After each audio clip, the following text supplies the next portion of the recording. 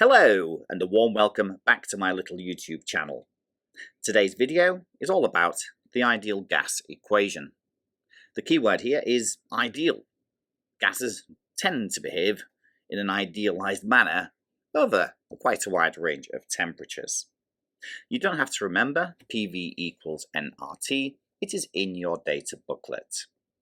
It brings together three very well-known chemists from the last 2 centuries ago, I believe. Boyle, Charles, and Avogadro. Temperature, we have to worry about being in Kelvin. R is the universal gas constant in your data booklet. And Avogadro looked at the relationship between moles of a gas and the volume. Charles, we're looking at the temperature and the volume of a gas. And Boyle was looking at pressure-volume relationships, of course, with gases, hence the ideal gas equation.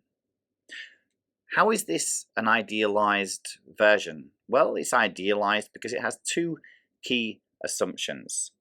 The key assumptions are, number one, that there are no intermolecular forces of attraction. No hydrogen bonding, no dipole-dipole, no van der Waals forces, and that they do not have any volume. So they are just point particles, occupying no space and having no volume. Sometimes they ask you the assumptions, that's what they are.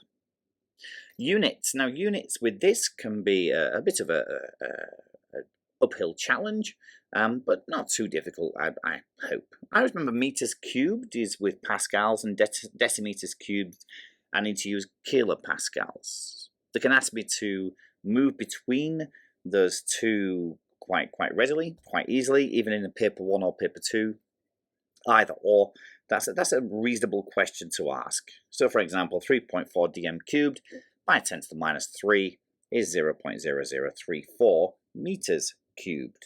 Okay, so dm cubed to meters cubed is 10 to the minus 3, or divide by 1,000. Okay, so 1 meter cubed will equal 1,000 decimeter cubed, will equal how many centimeters cubed? Yes, you've guessed it, 1 million centimeters cubed. So now let's move on and have a look at one of the uses. Some could say a trivial use, where you are solving for P or V or T, and all you have to make sure about is that your units are correct. Remember, T must be in Kelvin. They sometimes give you that in degrees C. Add 273 and you'll get the answer in Kelvin. Volume, meters cubed for pascals, and decimeters cubed for kilopascals, remember from the previous slide. And moles is mass over Mr, as it has always been. So moles will be the moles, the temperature will be the Kelvin, the R will be 8.314 joules per Kelvin per mole, and there may well be some jiggery-pokery with our pressure and volume units, just to add some challenge to your question, so you deserve your marks. Okay, so let's have a look at the first example. I could have chosen any of P, V or T. I chose volume just so that we had some conversion to do in here. I made the numbers up, so this will be just for example's sake, nothing else. So what volume is occupied by 5.20 grams of nitrogen dioxide, NO2?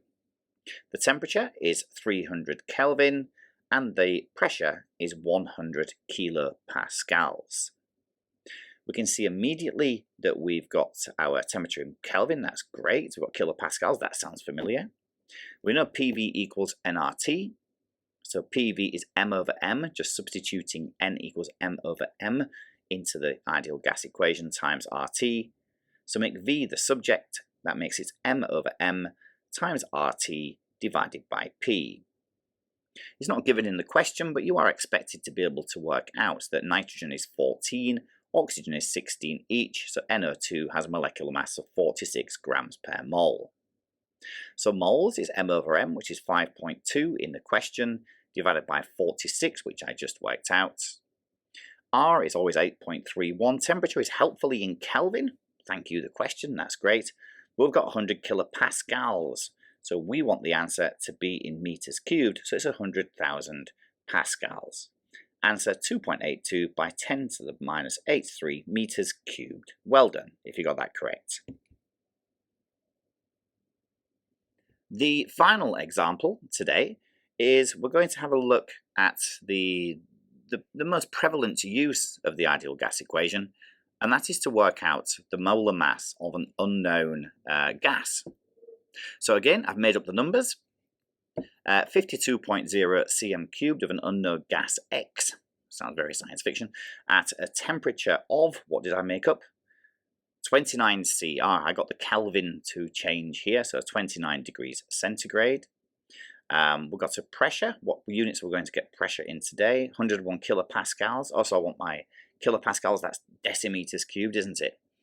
And it has a mass of 0.128 grams. Okay, so where do we go from here? Well, let's start with what's the question? What is the molar mass?